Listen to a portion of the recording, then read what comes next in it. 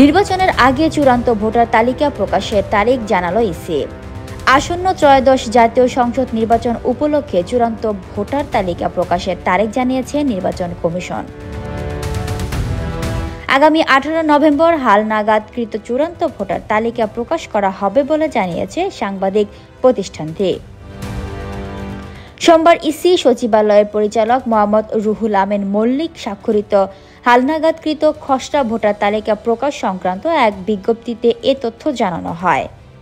ইসির বিজ্ঞপ্তিতে বলা হয়েছে, ভোটার তালিকা ডাটা বেইজে অন্তর্ভুক্ত 31 অক্টোবর 2007 তারিখ বা তার পূর্বে যাদের জন্ম এমন নাগরিকদের নিবন্ধন করতে নাগরিকের চূড়ান্ত ভোটার তালিকায় অন্তর্ভুক্তকরণের লক্ষ্যে খসড়া ভোটার তালিকা প্রকাশ, দাবি, আপত্তি ও সংশোধনের আবেদন দাখিল এবং দাখিলকৃত আবেদন নিষ্পত্তিকরণে ইসি সময়সূচি নির্ধারণ করেছে।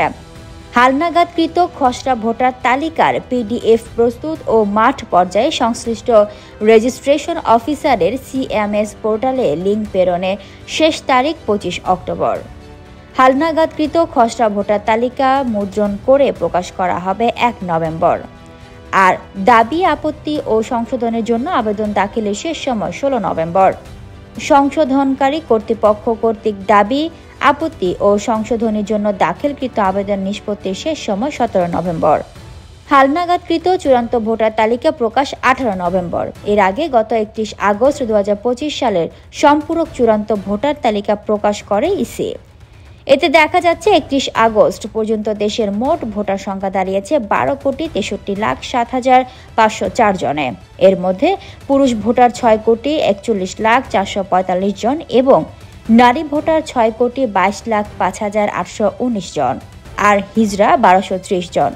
ইসি সচিবালয়ের সিনিয়র সচিব আখতার আহমেদ ওই দিন জানিয়েছিলেন, 31 অক্টোবর পর্যন্ত যাদের বয়স 18 বছর পূর্ণ হবে তাদের অন্তর্ভুক্ত করে আমরা একটি তালিকা প্রকাশ করব। সে অনুযায়ী আমরা ভোটার তালিকা চূড়ান্ত করব। Fatema Tuz Zohra, people voice television, Dhaka.